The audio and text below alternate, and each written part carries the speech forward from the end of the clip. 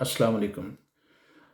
کیسر احمد راجہ صاحب کی ویڈیو دیکھنے کا اتفاق ہوا جس پہ انہوں نے معتزلہ اور پرویز ہود بھائی پہ بڑی تنقید کی اور یہ کہا کہ معتزلہ دہشت گرد تھے اور پرویز ہود بھائی نے جو ہے وہ ان کے منہا کے تصور کو نظر انداز کیا۔ ایک تو بات یہ ہے کہ میں نے کبھی نہیں دیکھا کہ پرویز ہود بھائی نے جو منہا کا تصور تھا معتزلہ کا، اس کو انہوں نے کبھی جسٹیفائی کیا ہو یا کسی طرح کی بروٹیلٹیز کی بات کی ہو۔ جو انہوں نے بات کی ہے کہ معتزلہ کا جو سوچنے کا انداز فکر تھا، اس نے جو عباسی خلیفہ تھے، معتصم، واسق وغیرہ اور مامون، ان کو متاثر کیا، اور لازم بات ہے اس سے یہ راستہ ہموار ہوا کہ لوگوں نے کریٹیکلی سوچنا شروع کیا، اور کریٹیکل سوچ جو ہے وہ لازم بات ہے پھر آپ کو ریسرچ کی طرف بھی لے کے جاتی ہے۔ اور معتزلہ نے اگر منہا شروع کیا تھا یا کریک ڈاؤن شروع کیا تھا یا انکوزیشن شروع کیا تھا، حالانکہ منہا سے مراد جو ہے وہ ordeal ہے، وہ شروع کیا تھا، اس کو کوئی جسٹیفائی نہیں کرتا۔ بہت سارے لوگ تو یہ سمجھتے ہیں کہ ان کے زوال کی ایک وجہ ہی منہا تھی، لیکن ان کو آؤٹ رائٹلی دہشت گرد قرار دینا یہ ایک بکواس بات ہے جس کا کوئی ہسٹوریکل وہ نہیں ہے۔ ایک تو یہ کہ انہوں نے پھر اس نے جو تاریخی طور پہ بددیانتی کی کیسر احمد راجہ نے، اس کو انکوزیشن سے ایکویٹ کیا جو اسپینش انکوزیشن یا یورپ میں ہوئی ہے۔ اب یہ جو منہا کا پروسیس تھا یہ بمشکل 17-18 سال چلا ہے، ٹھیک ہے۔ جو انکوزیشن ہے وہ 500 سال سے زیادہ چلی ہے۔ کچھ لوگ کہتے ہیں کہ 13 سینچری میں وہ شروع ہوئی، کچھ کا خیال ہے کہ 15 کے مڈ میں شروع ہوئی، لیکن 300-400 سال پہ تو کنسنسس ہے، لیکن بہت سارے لوگ اس کو 500 سال کا کہتے ہیں۔ اس میں جو منہا میں مرنے والوں کی تعداد ہے اس کا کوئی ایگزیکٹ فگر نہیں ہے، لیکن وہ بہت کم ہے۔ یہ جھوٹ بولتا ہے اگر یہ کہتا ہے کہ علماء کو بڑے پیمانے پہ مارا گیا تو بتا دیں، احمد بن حنبل کو سزا ہوئی 15 سال کی آف اینڈ آن، اور اس کے قرآن کی ان کریٹڈنیس کے حوالے سے اور کریٹڈنیس کے حوالے سے ان کو سزا ہوئی۔ ابی داؤد جو چیف جسٹس تھا، اس کے انکلینیشن تھا اس کی طرف، معتزلائٹ کی طرف، لیکن یہ کہنا کہ بڑے پیمانے پہ لوگوں کو قتل عام کیا گیا، بڑے پیمانے پہ لوگوں کو ٹارچر کیا گیا، لوگوں کے گھروں میں داخل ہوتے تھے اور ان کو اسٹورم کرتے تھے، اس میں کوئی صداقت نہیں ہے۔ یہ اس کا ایویڈنس پیش کر دے، بتا دے کہ کتنے ہزار بندے مرے۔ اور انکوزیشن میں پتہ ہے کیا ایسٹیمیٹ ہے؟ انکوزیشن میں 59 ملین کا ایسٹیمیٹ ہے کہ 5 کروڑ 80 لاکھ کے قریب لوگوں کو ٹارچر کیا گیا یا مارا گیا یا قتل کیا گیا۔ جو کنسرویٹیو ایسٹیمیٹ بھی ہیں، نئی ریسرچ جو ثابت کرتی ہے، وہ بھی لاکھوں میں جاتے ہیں۔ تو اس جو یورپ میں انکوزیشن ہے اور جو منہا ہے اس کا کوئی وہ نہیں، یہ صرف اس لیے کر رہا ہے کہ وہ معتزلائٹ کو بہت زیادہ برا بنا کے پیش کیا جائے۔ بھائی جو ان کی غلطیاں ہیں ان غلطیوں پہ آپ بات کریں، منہا انہوں نے کیا غلط ہے، عباسی کیلف نے اس کو اسٹیٹ آئیڈیالوجی بنا کر ظلم و ستم کیا، بالکل غلط ہے، کوئی باشعور اس کی حمایت نہیں کرے گا۔ لیکن اگر معتزلائٹ یہ کہتے ہیں کہ ہمیں عقل استعمال کرنا چاہیے زندگی کے ہر معاملات میں، اور شریعت بھی انسانی فلاح کی طرف جا سکتی ہے اور عقل بھی ہمیں لے کے جا سکتی ہے، تو اس کو کہاں آپ غلط ثابت کریں گے؟ شریعت اگر کہتی ہے کہ چوری چکاری نہ کریں، ڈکیتی نہ کریں، کسی کو قتل نہ کریں، ظلم نہ کریں، یہ بھی انسانی فلاح کے لیے، لیکن عقل کو استعمال کر کے آپ جو سائنٹیفک ڈیولپمنٹ کرتے ہیں، ویکسین لاتے ہیں پولیو کی، کسی اور چیز بیماری کا علاج کرتے ہیں، دمے کا، ٹی بی کا، یہ کسی اور کا، وہ بھی انسانی فلاح کے لیے۔ پھر ان کا جو ڈسپیوٹ تھا معتزلائٹ کا، وہ بنیادی طور پر اس بات پر تھا کہ وہ یہ کہتے تھے کہ خدا واحد ہے، وحدانیت کے حوالے سے تھا۔ امام حنبل، شافعی، مالکی، یہ سارے، اور ابو الحسن اشعری، امام غزالی اور یہ ابن تیمیہ وغیرہ اور بعد کے سارے لوگ یہ کہتے تھے کہ قرآن اور جو کلام قرآن ہے وہ 23 سال میں نازل تو ہوا رسول اللہ صلی اللہ علیہ وسلم پہ وحی کی شکل میں، لیکن یہ ازل سے موجود ہے۔ تو معتزلائٹ جو اس پہ کہتے تھے کہ اگر خدا بھی ازل سے موجود ہے اور قرآن پاک جو کلام ہے یہ بھی ازل سے موجود ہے، تو یہ خدا کی وحدانیت میں شرک ہے۔ یہ ایک ایسا مسئلہ ہے جس پہ بحث ہو سکتی ہے، اختلاف ہو سکتا ہے۔ بظاہر یہ بات بڑی لاجیکل نظر آ رہی ہے کہ بھائی خدا کو وہ حوالہ دیتے تھے کہ خدا جیسا کوئی دوسرا ہے نہیں، یکسانیت نہیں ہے۔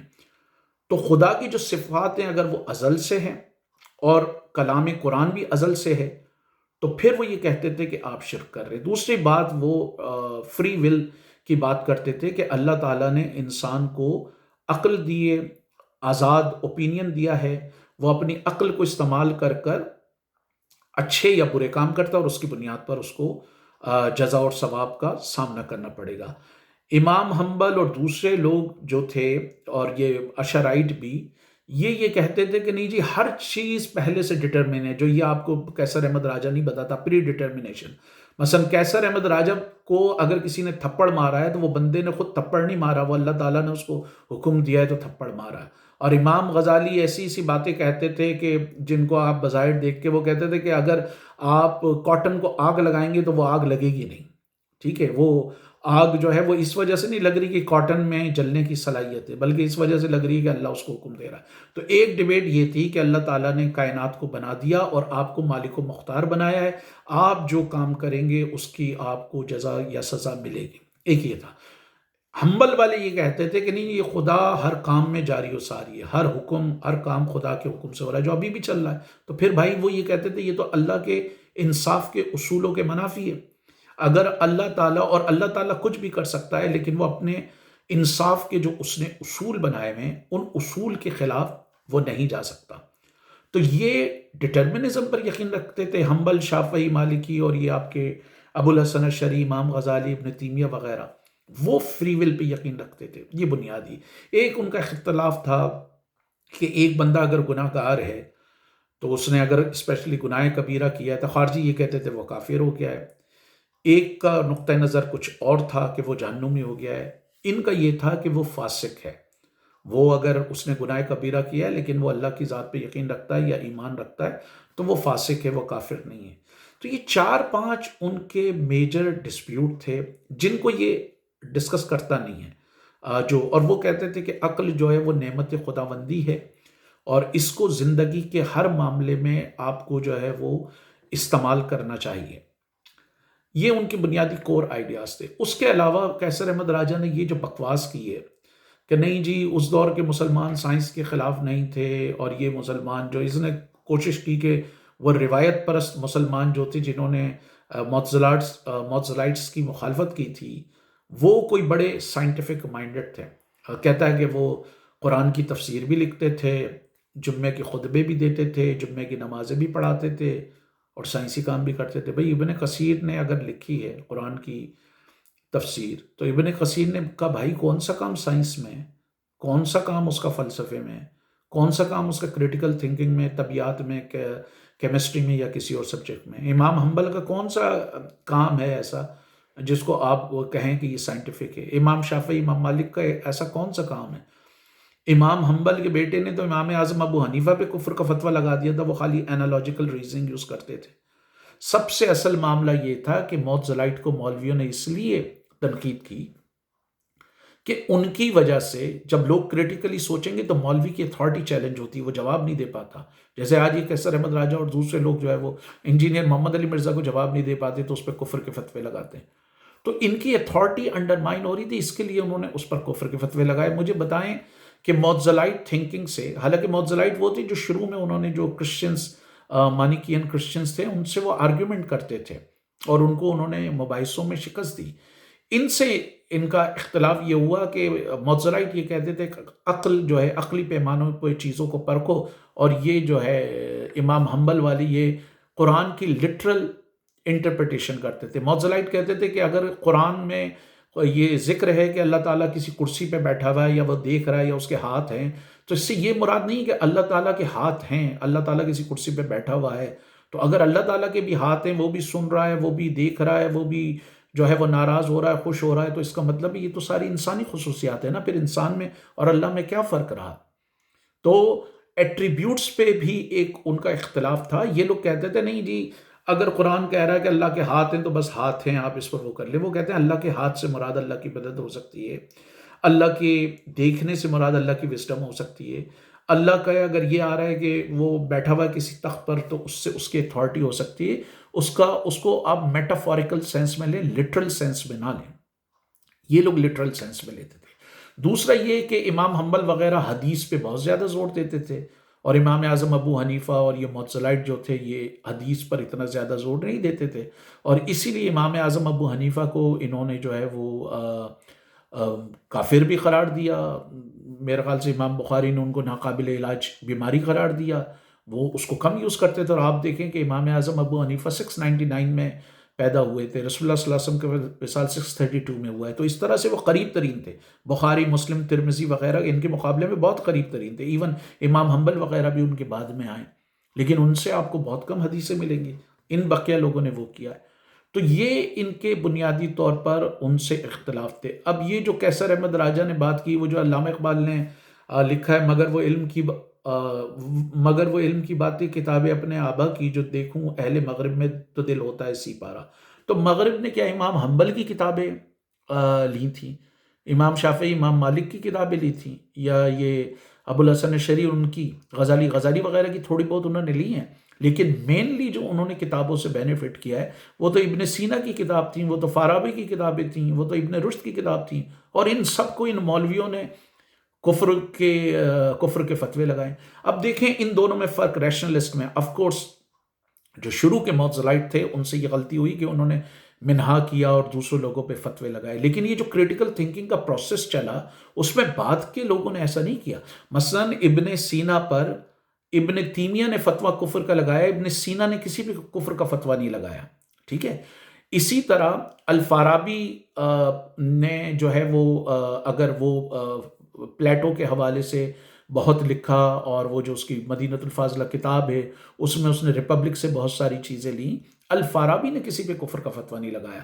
اسی طرح ابن رشد پر کفر کا فتویٰ لگا، اس کی کتابوں کو جلایا گیا، اس کی زندگی کو حرام کیا گیا۔ ابن باجہ کے بارے میں کہا جاتا ہے کہ غالباً اس کو زہر دے دیا گیا تھا، اس پر ہوا۔ ابن طفیل کو پریشانیوں کا سامنا کرنا پڑا، لیکن ان لوگوں نے کسی پہ کفر کا فتویٰ نہیں لگایا۔ یہی بنیادی طور پہ فرق ہے۔ اب یہ جو اس نے بات کی کہ جی وہ درس نظامی غزالی کے دور میں شروع نہیں ہوتا، بھائی وہ نظامیہ کالج تھا، اور نظامیہ کالج کی جو کیونکہ امام غزالی اور یہ امام حنبل کی ٹریڈیشن سے تھے، تو ان اے وے انہوں نے دورہ حدیث کو بڑا پروموٹ کیا ہے۔ اور آج کا جب آپ اٹھا کے درس نظامی کا کورس دیکھیں، جو کچھ لوگ ملا نظام کے نام سے ایٹریبیوٹ کرتے ہیں، اس کا بھی جو ایک اہم کمپوننٹ ہے وہ دورہ حدیث ہے۔ یہی حدیث، صرف، نحو وغیرہ اور حدیث اس طرح کی ہیں۔ اب اگر کیسر احمد راجہ کہتا ہے کہ نہیں یہ جو روایت پرست تھے یہ سائنس کے مخالف نہیں تھے، تو بتائیں امام غزالی کے جو نظامیہ کالج ہے اس نے کتنے سائنٹسٹ، کتنے فلسفی، کتنے منطق داں جو ہے وہ پیدا کیے، رائٹ؟ اور یہ پھر جو درس نظامی، یہ لازمی بات ہے روایت پسندوں کا ہے نا، اس کو بھی تو 100 150 سال ہو گئے، حالانکہ یہ اگر آپ کورس کا کمپیریزن کریں تو یہ بہت کلوز ہے۔ تو ٹیکنیکلی یہ بات صحیح ہے کہ موجودہ درس نظامی نظامیہ کالج کا ایکسٹینشن ہے۔ نظامیہ کالج نظام الملک طوسی نے بنوایا تھا۔ کچھ لوگ کہتے ہیں کہ امام غزالی اس کے پہلے پرنسپل تھے، کچھ یہ کہتے ہیں کہ لیکچرر تھے، ٹھیک ہے۔ اور وہ یہ چاہتا تھا، ایک تو یہ کہ امام غزالی شیعوں کے خلاف تھے، اسماعیلیوں کے خلاف تھے، اور سلجوقوں کو جو ہے یہ جو اس وقت کے جو حاکم تھے نظام الملک طوسی کے جو سرپرست تھے، ان کو اسماعیلی شیعوں سے اور شیعوں سے ان جنرل پرابلم تھا، تو غزالی ان کے خلاف بھی بولے۔ دوسرا یہ تھا کہ کریٹیکل تھنکنگ جب شروع ہوتی ہے وہ خالی مولویوں کی اتھارٹی کو چیلنج نہیں کرتی بلکہ حاکموں کو بھی انڈرمائن کرتی ہے۔ اس لیے نظام الملک طوسی اور غزالی کے جو خیالات تھے وہ ایک طریقے سے کنورج ہوئے، اور انہوں نے حاکم کی اطاعت کو اور اس کے تابعداری کو جو ہے وہ جلا بخشی، بھلے حاکم جو ہے وہ ایون ظالم بھی ہو، مثلا اگر وہ عدل سے حکومت بھی نہ کر رہا ہو۔ تو یہ جو بات کیسر احمد راجہ نے کہی ہے کہ جی پرویز ہود بھائی کو کچھ نہیں پتا، پرویز ہود بھائی تو ٹیکنیکلی یہ کہہ رہے ہیں نا کہ بھئی جو خیال تھا معتزلہ کا کہ چیزوں کو کریٹیکلی سوچنا چاہیے، اس آئیڈیالوجی نے کسی حد تک عباسیوں کو انفلوئنس کیا اور اس سے راستہ ہموار ہوا۔ پرویز ہود بھائی نے کبھی یہ تو نہیں کہا کہ وہ منہا کو جو ہے وہ جسٹیفائی کرتے ہیں، اور اس میں جو پھر کیسر احمد راجہ کے اپنے دعوے ہیں کہ نہیں جی وہ جو روایت پرست مسلمان تھے وہ قرآن کی تفسیر بھی کرتے تھے، جمعے کے خطبے بھی دیتے تھے، جمعے کی نمازیں بھی پڑھاتے تھے، اور وہ سائنس کا کام بھی کرتے ہیں لیبارٹری میں۔ یہ کوئی ایک مثال ایسی نہیں دے سکتا کہ کوئی جمعے کا خطبہ دے رہا ہو یا تفسیر لکھی ہو کسی نے قرآن نے یا جمعے کی نماز پڑھا رہا ہو اور وہ سائنٹسٹ ہو۔ یہ بالکل تاریخی طور پہ ایک بہت بڑا جھوٹ ہے جس کو یہ پروموٹ کر رہا ہے، جس طرح اس نے اور دوسرے جھوٹوں کو پروموٹ کیا ہے اسی طرح وہ اس کو پروموٹ کر رہا ہے، نیچرلی اس کو پتا ہے کہ پاکستان میں اس سے کون دلیل مانگے گا۔ تو پرویز ہود بھائی کے حوالے سے جو اس نے معتزلہ کا سہارا لے کر جو ایک جھوٹ کا بازار گرم کیا ہے، اس کی جتنی بھی مذمت کی جائے وہ کم ہے۔